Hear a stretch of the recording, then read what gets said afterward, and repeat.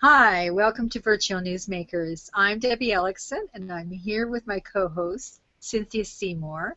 And Hi. our special guest today is Vilma Betancourt, and she is in Charlotte, North Carolina. I call her an Evernote dynamo. I met her on a blab a few months ago and was blown away by her talk on Evernote and the platform, and she actually got me involved in the platform a lot more. So I'm using it way more because of her. She runs an organization called Women's Wrule, WRULE, and she's all about empowering women and minorities in business. And I will get her to explain a little more about herself. Take it away, Vilma. Hi, thank you for having me on your show today. Yes, my focus is helping women and minorities start their businesses and grow their businesses through business certification and grow revenue by to the government and to large corporations who have set aside programs specifically for women minority-owned businesses. And there's a lot of business out there. They're looking for us, and we need to help them find us. That's terrific. So how did you, I guess, Cynthia, I'll put this to you, how you want to start this. Do you want, Evernote is an app. I mean, some of us have it downloaded and never really dabbled in it too much, but can you just maybe explain to the viewers what it is and how it operates? Did you ask Cynthia or me? Oh, I'll ask you. Yeah. Oh. So if you would answer that, I think Cynthia lost her audio. Okay, it is an app, and it's available for iOS and for Droids. I have a Droid, and they have web clippers for the mobile format. And how that works is, like, if you're on your phone and you're reading an article and you want to save it into your Evernote, you have that little web clipper that clips the article into your Evernote. On your desktop, it works the same way. If you're on the internet and you find an article you like, you can clip it directly into your Evernote, and on your desktop, you can tell it which notebook you can set it up in. So it's free. It's easily downloadable. I have the paid because I am a heavy-duty user. I have over 30,000 notes in my Evernote notebooks, and but I pay, I think it's $50 a year, and it's very worth it. I share my notebooks with other individuals based on the subject of the notebook and based on the research or the information that they're looking for, whether it's for social media or technology or laws affecting businesses or women. So that's how I use it. To me, it's where I keep all of my research, which is a lot. Obviously, I have over 30,000 notes. Wow. So you're saying it's only $50 US a year for the paid version? Yeah, I think that's what I pay. About $50 a year. Wow. Yep. And then I've never met my limit for the monthly uploading. And that's saying a lot because, like I said, I'm a heavy-duty user, and I have never met my limit. So it gives you a lot of options. So with you have there's so much to talk about, and I know you've talked about this on other shows, but how would somebody get started? Like, what are some of the mechanics of getting started in this app? Whether you use it as an app on a mobile, and it does cross all your devices. So how do you kind of get started in it, and can you kind of walk us through the mechanics a little bit so that even just using an example for a business for, say, one meeting? Okay. You go to Evernote.com and you download the app if it didn't come with your device. Some devices, I think, it automatically comes with. Go to Evernote.com, you download the app, you set up your email address, and you set up your account with them. And this is what I tell people so that they can keep in their mind clear what's the best way to use it. Pretend that the notebook is a filing cabinet, and then the tags are the file folders. I'll give you an example. I use it with my NABO Charlotte Public Policy Committee. It's a group of 8 women who are on this committee, and now we're doing a lot of research. So I have my notebook that I have shared with each individual. So they have total access to this folder. They know what the latest changes are. They have the most recent information. It's on live. I don't know what you call it, but it syncs. My syncs continuously. So we all have the same information at the same time. We have reports. We have articles. We have notes from our meetings. You can even record your meetings in there. It has the option where you can record your meeting and then save it as a note. And then all you have to do is tag it. If I tag it as a meeting, then if we want to look for the recordings of the meetings, all they have to do is look up the tags and the meeting and how I labeled it, whatever I named it. Let's say June 4th meeting. They can search it that way. Also, it has a built-in camera. If you want to take pictures of notes, if you want to take pictures of the team as they're meeting and save it directly into that notebook, you can do that as well. And the camera works really well. Some people do that with their receipts. They take pictures of their receipts when they go out to dinner or other business expenses. They take a picture of it and they save it directly into a specific folder that they share with their bookkeeper or with their accountant. It has many uses. It depends, on what works for you and what you're using it for. If you're writing a book and you're doing research, you can put it all into one notebook. And based on that research, tag it on whatever specific research you're doing. For instance, I'm doing research on the laws in North Carolina and Charlotte.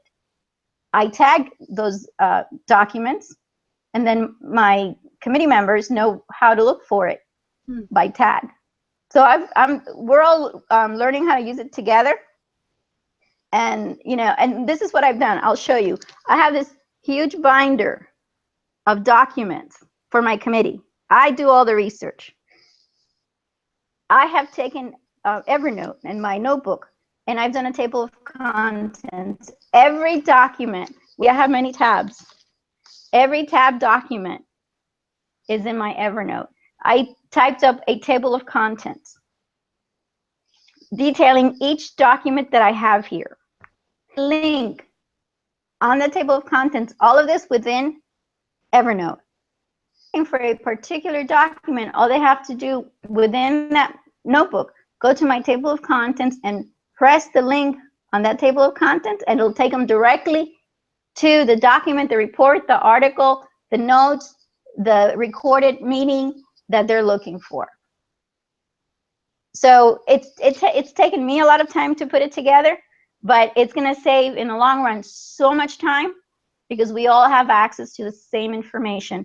And the reason why I did that table of contents with the links is to save them time as well. When we do our monthly meetings, if we're discussing a particular report and they have on their phone the Evernote notebook open and they have the table of contents on their phone, they can go press that link, and on their phone they can go to the report or the article or whatever document we're discussing. Wow. So there's so many brilliant ways that you can use it, especially, and if you're working with teams, it's just a great way to save time and money. And because I have the paid version, they don't have to get the paid version because I'm uploading and I'm the one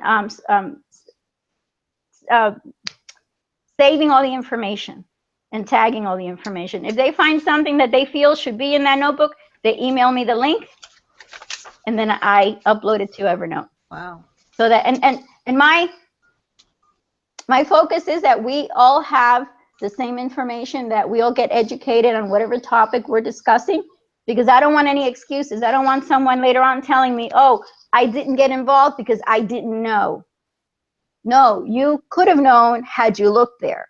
So it's like with my kids, I don't give them the option for excuses. If they mess up, well, they mess up because they didn't do what they were supposed to. But it's keeping everybody synced with the information that we need, up to date, whatever's going on, with that particular law or subject matter we're discussing. Wow.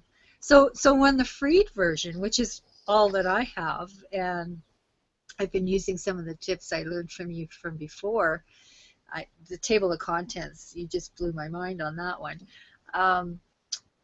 With the freed version, what is your limit on the free version? I don't remember. I have no idea what it is, because it's been so many years since I've been paying for the paid version.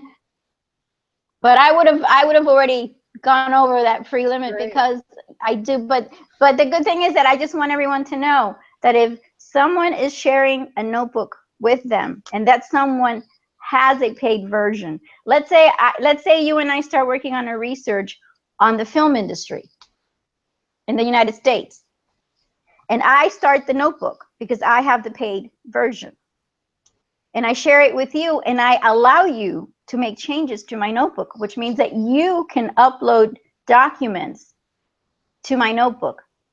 That is not held against you. That goes towards my usage. Okay. That's probably not good for me to say, because Evernote's going to miss out on some business, but that's how it works. But with my public policy committee at NABO, I want to control everything, only because many of them don't know how to use it. And I'm afraid that if they happen to delete something or change something, then I won't know, how to go back and undo it. So they just send me the links, and they're fine with that. Right. They're fine with me doing the entering. But, that's something good to know, that if you have a paid version and you're sharing with someone who doesn't, whatever they upload, if you give them the permission to do so, is not used against their version. It's used against your paid version, as long as they put it into your notebook. So I'm thinking of Google Docs too, because Cynthia and I have used that for our virtual Newsmakers show more in the past, when we were getting it started, and we were creating documents to at that time, because Google Hangouts was so new, we had to have kind of a tutorial on how to come into the show, and what to do, and how to download the toolboxes and all that stuff. So we would create a Google Doc for that, and whoever created the document would share it with the others. So I think it works the same way in Google Docs, but the extra added aspects that you're talking about with Evernote, with the camera, with the audio, I'm not sure if those are available in the Google Docs, but that's pretty awesome. Well, we also use Google Docs, and I'm not very good at that, but one of my committee members, Carolina Aponte, is a pro at it. So she has set us up on Google Docs, and then she also set us up on the Google spreadsheet, where she put the calendars, so that we all know when the monthly meetings are, when there are meetings that are taking place within the region that we should know about. And that's also about sharing. So Google has a great source also for sharing. And so we're using both, because Google Docs and the Google spreadsheets that you can't do, or that I don't know how to do in Evernote. So we also use that. But as far as my binder, which I take with me everywhere I go, when I go to my public policy events, that absolutely has to be Evernote, because of the reports, the newspaper articles that I keep in there, the recordings of the meetings, pictures I've taken at the events here in Charlotte, government events. And I take pictures and I upload them there. So we all have the pictures that we need. And I just try to keep everything together in there, so that we all know what's going on. One of the things that I noticed, there's an app or a site that I use to kind of share things around, IFTTT, Oh So yeah. if you Google IFTTT, it's if this, then that. Then Yeah, so that. you create Yeah. recipes to, so if you post on YouTube or somewhere, that link will automatically share on another site, and I use that for a few Right. places. And I actually have started doing that since meeting you. I started doing that with Evernote, so my tweets go to Evernote, even though you can back up your tweets on, Right. from directly from Twitter. I still have my Mhm. tweets going into Evernote. Well, that's probably going to use up my space fast. And I also have my Facebook, personal Facebook posts. They also go into Evernote. And Good for that was you. kind of a cool discovery that I found the last time I was in creating recipes, that I could do that on Evernote. And I don't put everything Well, in there, but there's so much you can do. Like for instance, you can do presentations in there as well. Um, Steve Dotto has a YouTube video where he talks about that. He's used it to put together training courses. And so when he updates that particular training course, everyone that he's shared that notebook with gets the update. There also, when you register for subscriptions, if you don't want it to go into your email, you can put your Evernote email on it and direct it to go into a particular notebook. Let's say you have one notebook for just subscriptions, for newsletters online. You can have it sent directly there, and that'll keep your email uncluttered. so you have an So there are Evernote many, email? many ways. Yes, Evernote gives you an email. Wow. If you go into your settings, it should be in there. It's usually pretty long, and I think there's a way to shorten it. I've never done it because I just copy and paste it. But there's definitely an Evernote email. So you can send, and you can even set up with using IFTT. You Yeah. can set it up so certain of your emails go into a particular notebook in Evernote, so you can keep track of it. Let's say let's say we were doing a project on the movie industry. If you're getting emails from other organizations about the same issue, you can do an IFTT or go into your email and set it up so that when you get those particular emails, it goes directly into your Evernote notebook. And that way everybody knows what's going on. Wow. That is a Yeah. really good tip. I think that's that's a good takeaway, right? That I got already from this show, that There's just so much you can do. I mean, and I don't know everything about it. I just because I do so much research, I am focused on my research, and I try to tag everything so that when I'm searching for something, I can find it. And that's another great thing. Like with the when I upload PDFs, it'll search through the PDF if I'm looking for a particular word, and then it comes up when you do your search. wow. And searching is great. It has a great search capability. But there are many writers who write their books. Yeah, I was just going to say, I was busy this week launching a few of dusting off and revamping some of my sports books, and I was just thinking while you were talking earlier in the show, especially when you mentioned the table of contents, that it would be a great tool to write your book into. Mm-hmm. You can separate the chapters quite easily under the topic of the book, and if you can put a table of contents where you can easily jump into finding. It's the findability of your files in Evernote. I think in the early stages, that's taken me some getting used to, is how to search. Although I think the platform has evolved a bit. It's changed a bit since when it was first launched. It has. There was just an update, I think, this past week, so I have to see how the view has changed. But Yeah. I think it keeps getting better every time. It keeps getting better. Yeah, the view is better because I think, and it must, yeah, it hasn't been that long, because I think a couple years ago when I was looking in it, to me it was kind of disconcerting to see all the on the one column. I had the same Everything. I found it problem. very difficult to find stuff, and that actually kept me from using it really, because it was too overwhelming. I didn't want to have to search, but now it seems easier to find things because you see the folders, and then you can use the search tag. It just is cleaner. It seems a Yes. lot easier to access. Yes, and it's funny you said that because I used to use OneNote, and I remember one year I bought the 365 package just so that I could use a OneNote because they started using it where it would sync online, whereas before it didn't.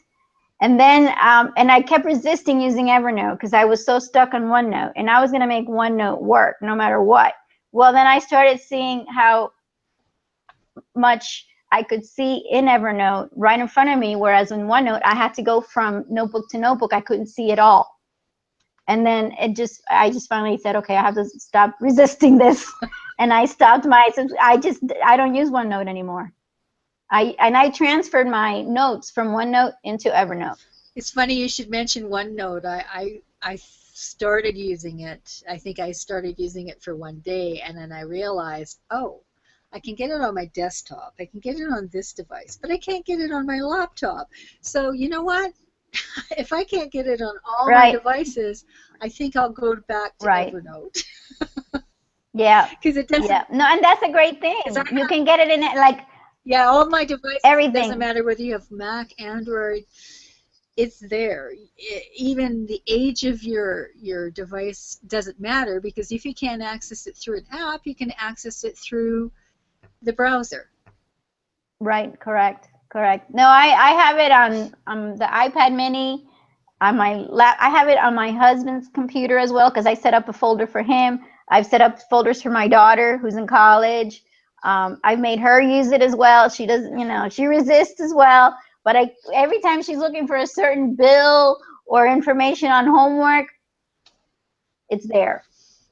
So I'm turning her around on that. But she was resisting. But she sees, because it's so easy. Like when she's looking for information, oh, Mom, I need this. I tell her, look in Evernote. Do a search. That's funny. Yeah, because it saves you time. I put stuff in there, that has to do with her school. It's information.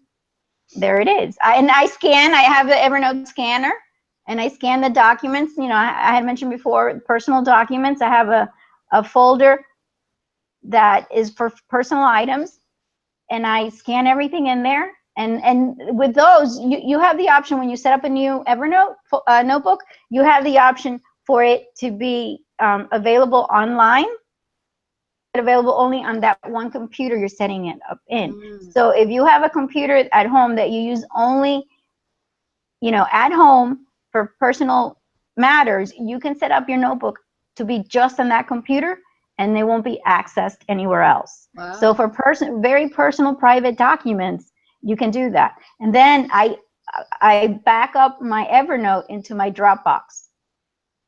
To Evernote, I have 30,000 notes in there. I don't want to lose them. So I back it up to my Dropbox, and then I back up my Dropbox to an external hard drive. So you obviously have the paid version of Dropbox too, then. Yes. Yes. I can't see you letting all.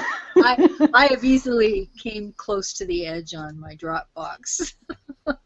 No, I came very quickly. Yeah. And also, I'm on the board of several nonprofits. And when I was doing the bookkeeping for one of the nonprofits, I was helping with the bookkeeping. I would put all the bank statements and everything in there so that all the board members, and I shared the Dropbox folder with all the board members so that they could have access to it. And I also have a folder for them, a notebook for them in my Evernote that I also share with them. All the nonprofit, the paperwork to set it up, the acceptance letter from the IRS, because sometimes you need to get your hands on that right away. And if you're in a meeting and you're asking for money and somebody's saying, okay, let me see the letter, you have it right there. You can print it right there. Huh. Reasons why, and in so many different ways that you can use Evernote. Yeah. That's pretty amazing. I've been using Google Docs because I've been pretty much tethered to the internet since my desktop crashed. I pretty much have to back all my photographs either on an external drive, unless you pay for the Google. But I have several Google accounts, so I share. You know, if it's, for instance, I have a sports email, so I'll put some sports pictures in that Google and then share it with my other accounts. But I mean, the Evernote and the Dropbox simplify your life, but photographs take up a lot of Yes, space. they do. And if you take a lot of photographs, it's nice to have them available. If you're the nice thing about the Google, if you are, when I take a screenshot or when I download something on my mobile devices, they're Android, they automatically seem to be accessible through Google Photos, which means, you know, if you're in Instagram, you can post it easily, Right. or find it on your Google across the board. Right. But definitely Evernote is another spot to back up a whole lot of stuff. I don't know, like, I guess that you'd have to take a look at their settings to see whether or not how much space.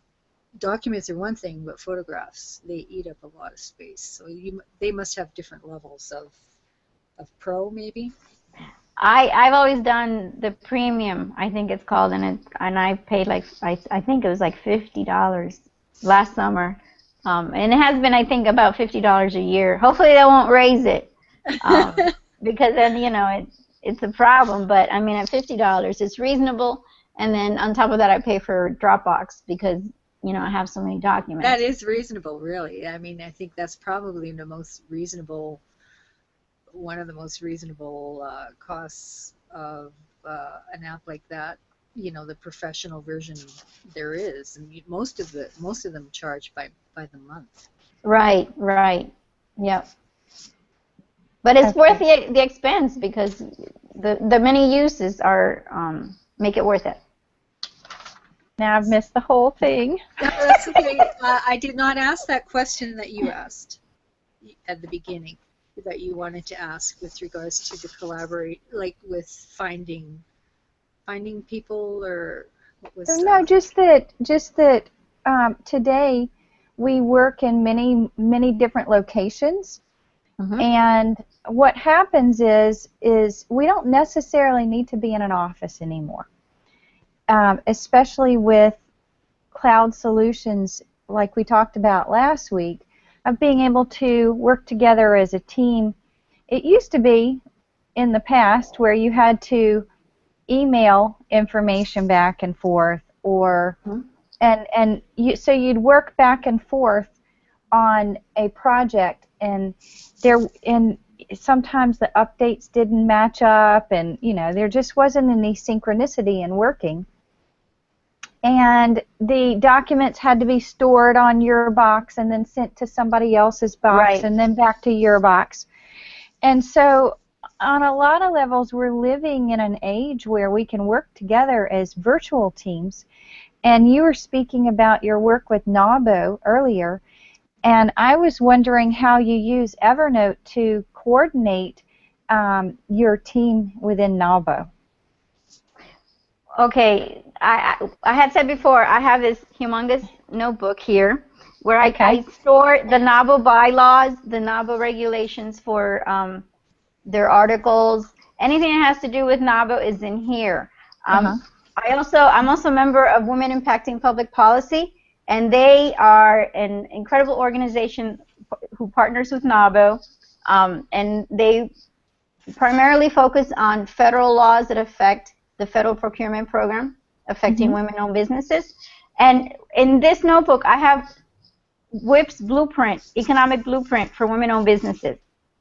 So I also have the NAWBO's focus on public policy. I went to their website, I printed all that out. Then I uploaded it to my NAWBO Public Policy Evernote binder.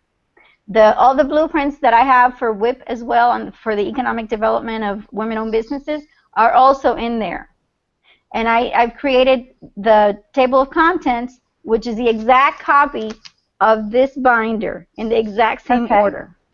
So when I'm talking or when we're meeting with the Public Policy Committee, when we're meeting and we're discussing issues, we're putting together our own blueprint for this coming year on the laws that we're going to focus on for the city of Charlotte and the state of North Carolina, and some in South Carolina as well, because we represent both South and North Carolina. It's all in Evernote. And when they're looking for a specific item, they go into my table of contents, they click on the link, because I have linked in that table of contents all the reports and the articles that I have within the notebook, so that they don't have to be searching through the entire notebook. Yeah. So you can link within the notebook to other pieces of information that might be relevant to what they're looking for in that moment. Yes. Yes, and the reason why I did that is to save everybody time, because I have such a humongous amount of paperwork here within my NABO public policy notebook, and I know how to find it easily because I'm the one who created it. But the other 7 women don't, and I don't expect them to. But I wanted to make it so easy for them to just click on that table of contents, whatever you're looking for, and then that takes them to the report or the article or the notes. And like I said earlier, we can also record our meetings within Evernote. We can take pictures within Evernote. So I imagine you have a little bit of pushback sometimes when you're dealing with committees like this, and when you're dealing particularly with government entities, that not everybody is a digital native and has embraced that aspect of life right now. I mean, I know that there are some people who barely use their email still today. So you must have some pushback from, maybe not a lot of people, but how do you address the people who just resist? Don't want to use it, resist? Yeah, sounds like you've got that handled, but well, this is the thing, and every time I'm dealing with something new and people who are not accustomed to the digital world, I pretend that I'm talking to one of my kids when they were little, because now they're smarter than me. So let's make that clear. My kids are much smarter than I am. I make it very basic. And I let them know, first of all, it's taken me a humongous amount of time, of my personal time, to put this notebook together for them. I want them to learn. So we're all going to learn together. And if they're going to be on the committee, they need to, and I made that clear from the beginning, they need to know how to use Evernote. They need to know how to get to the documents that we're discussing or whatever law we're looking into. Each one of them has a role.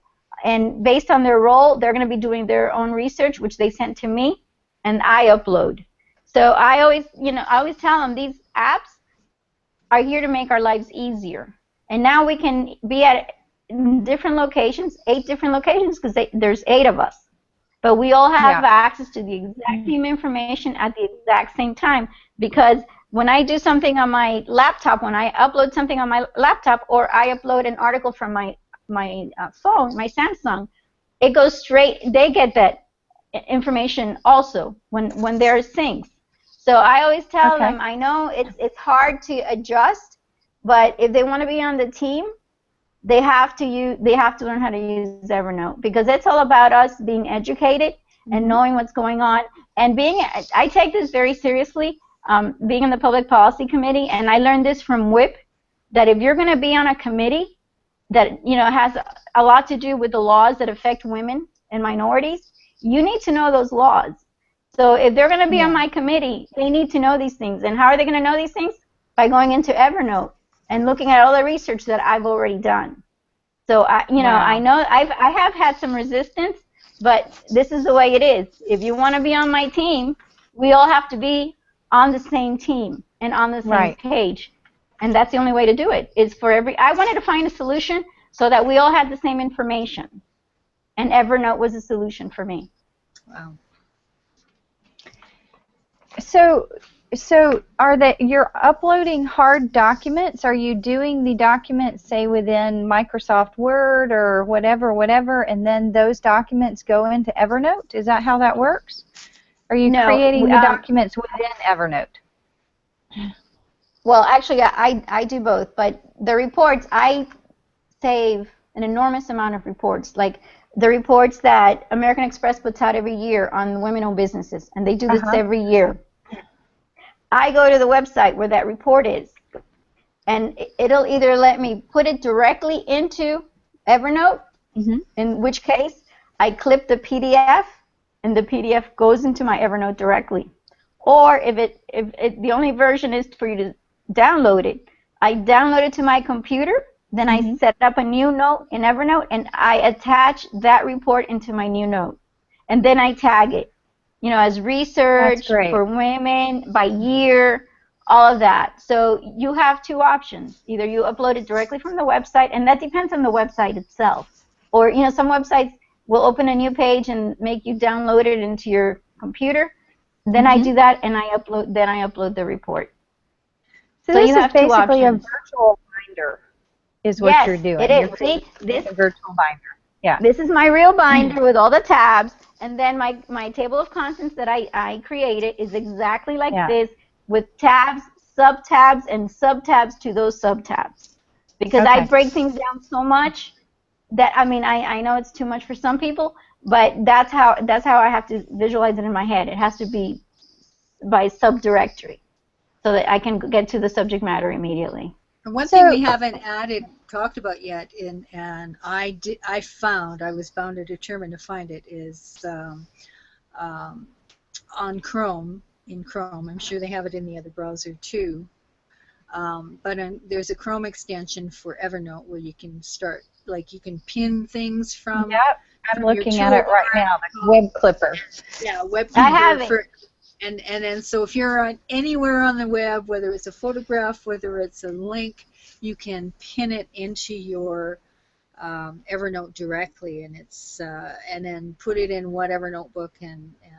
But I find that when you're pinning a article or something online, there's a circle of, in my computer anyway, the circle of the elephant. If you don't click that elephant before it finishes spooling, then the box won't open up for you to put it in the specific notebook and tag it. It'll just go into whatever the default is. Yeah, I don't know what version I have of Chrome, but mine, I do put it in a notebook. Sometimes I'm lazy and I just let it go directly into the inbox, and then I go into my Evernote inbox, and then I put it, you know, when I have time, then I put it in whatever notebook it belongs, and I tag it.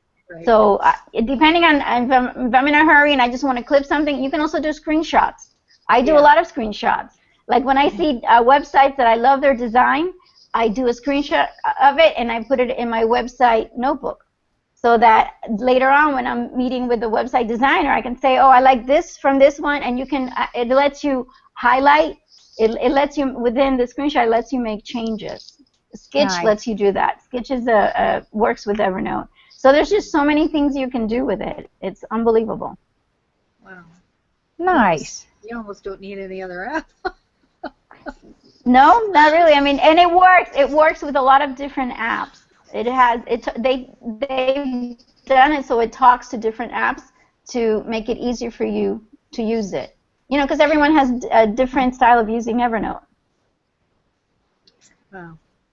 Let me ask you this. Have you ever done sort of a little getting started with Evernote's class for dummies kind of thing?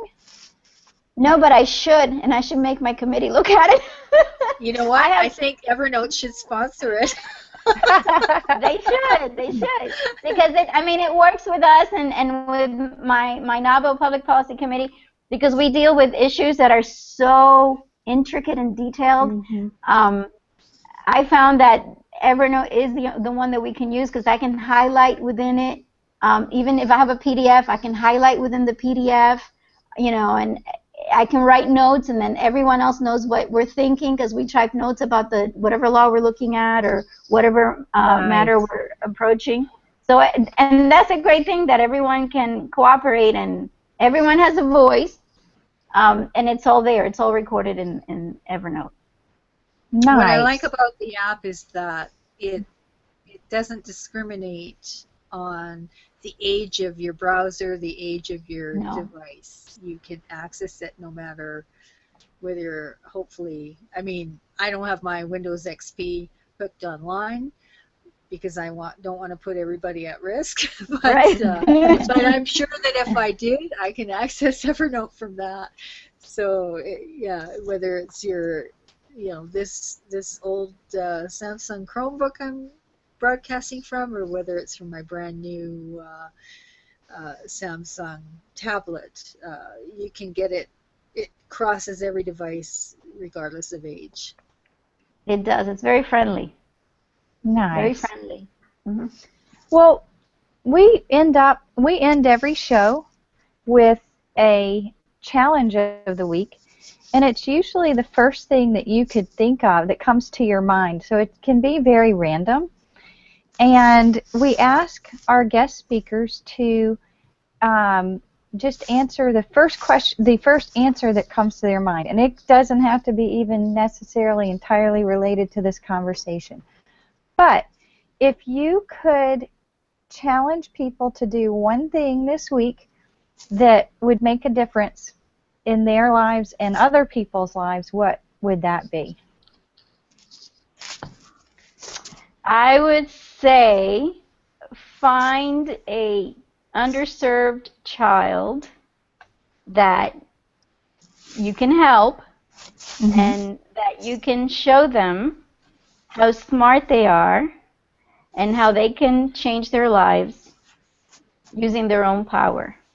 And I do that with, I'm on the board of Pride Entrepreneur Education Program in Charlotte, peep.org, and we just did that a couple weeks ago. We had a competition at a local high school, and we had 9 teams of kids that went through a 10-week program. They were freshmen in high school. And the kids were unbelievable. And when they started, they had no idea how to control finances or how to handle finances. By the time that they finished, most of them, I can tell you, they were unbelievable.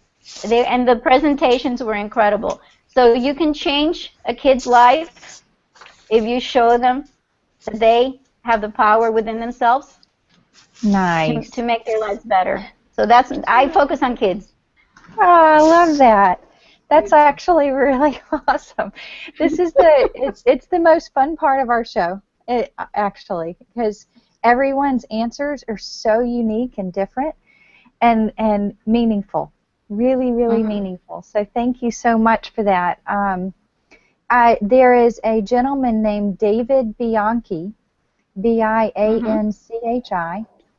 and he wrote a book called Blue Chip Kids, and it's even got cartoons, but it's great for kids 8 to 88, and it teaches the fundamentals of finance in a really fun way, and it's published by Wiley Books. So I highly recommend Blue Chip Kids, and he is a terrific speaker, and to me, I wish the world would know how kids can take charge. I wish I had known at an early age how to take charge really, really early on of my financial health. So we all wouldn't. I think we all feel that way. It's funny when you find out about it in your 40s. Yeah. Oh yeah. I got to do something about this.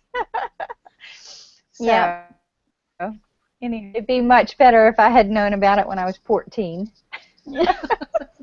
Well, we're starting young. We're starting programs in the elementary school here in Charlotte because it's important. We need to reach these kids before really they get to high school and their mind's already made up that they're not going to succeed.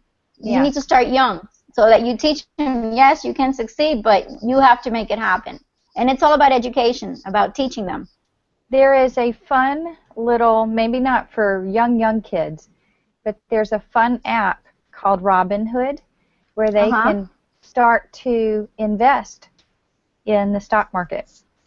and it's fun. You can even take little investments, like, you know, some of the stocks are $4 or $5, but then you can see them grow or you can see them go down, and you can, you know, if you put $25 in or something, you could really play without losing a whole lot. But it's a fun way for kids to learn about investments. Sounds like another I'm gonna show, look it up. Cynthia. Yeah, you could do it on the phone. No, that sounds like another show, too. It is. It could be. I'm like hooked. That's a great idea. I'm always on my Robin Hood now. I'm on Robin Hood more than Facebook at this point. That's funny. All right. Thank you so much. This was really terrific, and I look forward to going back and reviewing what I missed out on while I was experiencing technical difficulties. Well, thank you for having me on this show, and I enjoyed sharing my knowledge. Thank you so much, and definitely get in touch with, or let us help us figure out how to get in touch with James Mitchell. We'd love to have him on as well. Oh, will certainly do Vilma, that. Yeah. also, before we close out, how can the audience get a hold of you? What's the best way to get a hold of you? Yeah, let's say somebody wants to learn how to use Evernote. Would you be Or open learn to more teaching? about what you do. Yeah, I can certainly do that. I'm on Twitter at Vilma Betancourt, Okay. and my email is Vilma, which is VILMA at womenwrule.com, and that's women WOMENWRULE.com. Nice. Excellent. Excellent. Thank you so much. Thank you.